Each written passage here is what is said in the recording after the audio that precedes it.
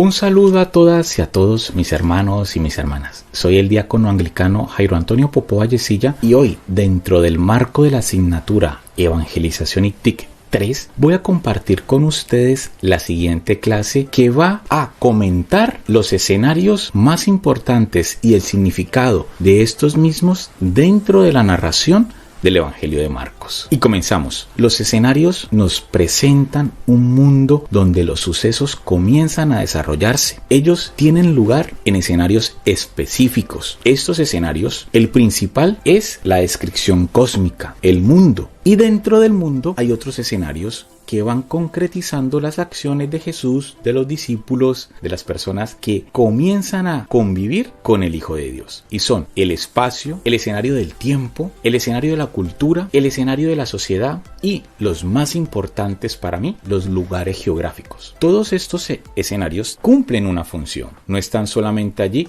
para pintar el fondo de una bonita escena. Estos escenarios crean ambiente. También es una ocasión para el conflicto. Y en muchas ocasiones revelan rasgos de los personajes. Y algo muy importante, si nosotros ignoramos los escenarios dentro del relato de Marcos, estamos dejando de lado información valiosa para poder entender todo el mundo del Evangelio y sacar el mayor provecho de las palabras de Jesús. Y vamos a ver unos ejemplos. Galilea es donde Jesús es recibido y también al mismo tiempo rechazado. Jerusalén es donde Jesús es recibido, pero al mismo tiempo es condenado, juzgado y asesinado. Y en medio de este conflicto resucita. Tenemos el otro lugar muy importante dentro del Evangelio, el desierto. En el desierto nos encontramos las tentaciones, los milagros y también la transformación.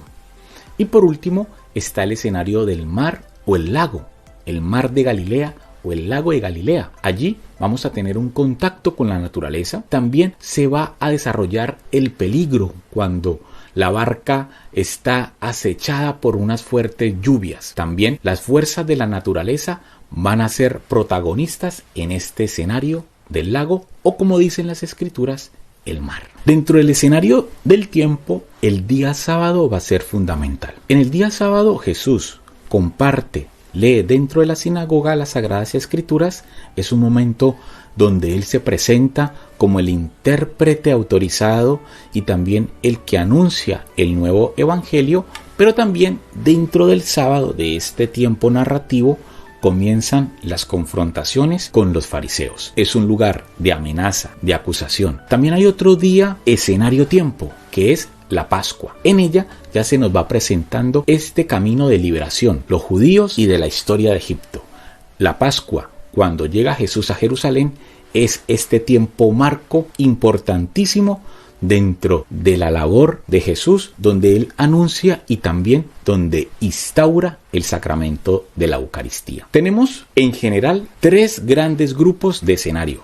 Primero, el escenario cósmico. Segundo, el escenario político-cultural. Y tercero, el escenario que vamos a denominar el viaje.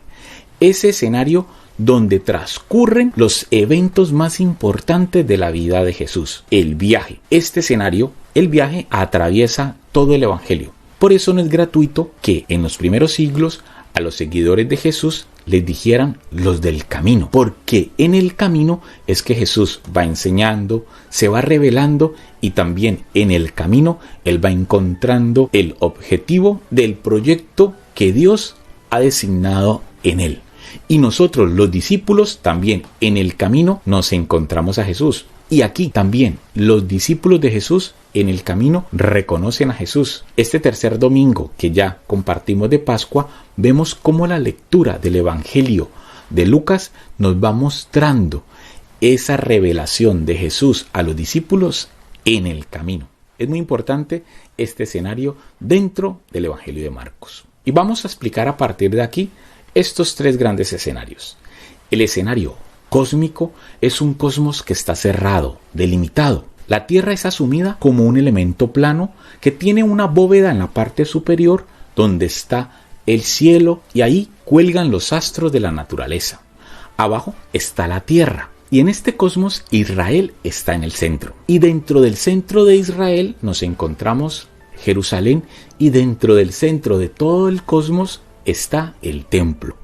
Para la cosmovisión del siglo I de los judíos, donde se desarrolló la labor misionera de Jesús, el centro de todo lo que ellos consideraban su cosmos estaba en el templo, porque ahí era donde habitaba Dios. También podemos relacionar dentro de este escenario de la naturaleza cosmológico las montañas.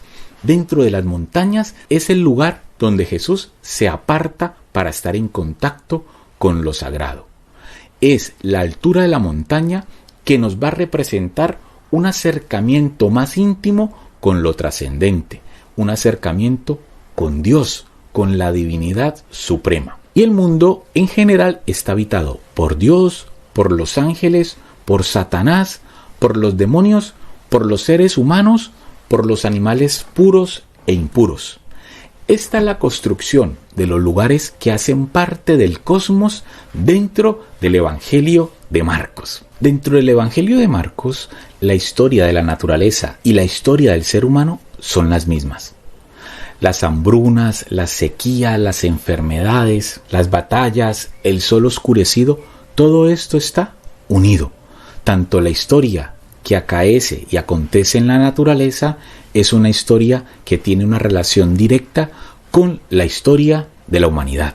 Y en medio de esta historia se anuncia el advenimiento del Hijo del Hombre para redimir toda la historia cosmológica. Pero este orden histórico donde cohabitan la naturaleza y el hombre tiene sus límites. Vemos que hay una división entre personas puras e impuras, también como animales puros e impuros. Dentro de las personas puras encontramos a los sacerdotes, a los escribas, a los ancianos. Y dentro de las personas impuras encontramos a los enfermos, a los endemoniados, a los pobres, a los lisiados, a las mujeres, a los niños. Vemos que ya dentro de este escenario hay una división que va marcando unas tendencias de relacionamiento con el mensaje salvífico y también unas tensiones entre el proyecto de Dios y el proyecto de los poderes gobernantes. Dentro del Evangelio de Marcos, esta creación ha fracasado y los elementos que se identifican a través de la narrativa son los siguientes. Los seres humanos constantemente están poseídos por demonios, atormentados por enfermedades, amenazados por las fuerzas de la naturaleza, oprimidos constantemente por otros seres humanos, tanto de su pueblo como invasiones extranjeras. Y algo muy importante para los que escuchaban la narración de Marcos, y es que al principio hay la promesa de que Jesús enviará a su Hijo para liberar al pueblo de Israel de todo esto que le está aconteciendo y que está llevando a sus habitantes a la muerte. Comienza con Jesús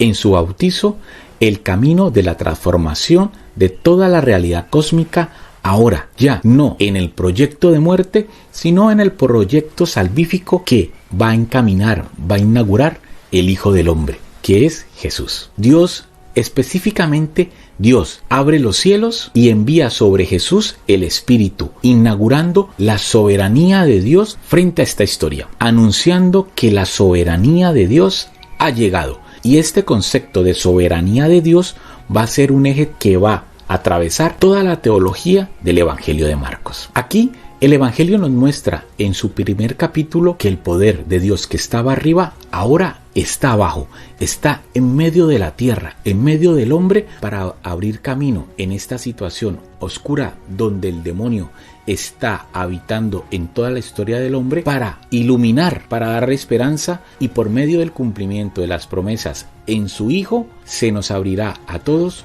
un camino de vida. Se puede decir que el poder de Dios que estaba arriba ahora ya está en medio de la historia para sanar y exorcizar. Después de la resurrección, esta soberanía de Dios se expande a todos los confines de la tierra. El anuncio en el primer capítulo de Marcos es que ya está aquí habitando en medio de nosotros la soberanía de Dios. Y es Jesús el que inaugura esta soberanía. Y todos los que lo siguen, entienden su proyecto, están ya construyendo en el aquí y en el ahora el proyecto salvífico y de redención de todo el cosmos que ha querido Dios para nosotros. Y esta soberanía de Dios guiada por Jesús es lo que va a jalonar toda la trama del personaje Jesús dentro del Evangelio. Porque cuando Jesús inaugura esta soberanía, comienza a aportar nuevas posibilidades a todos los personajes dentro de la historia. Y a la vez se comienzan a crear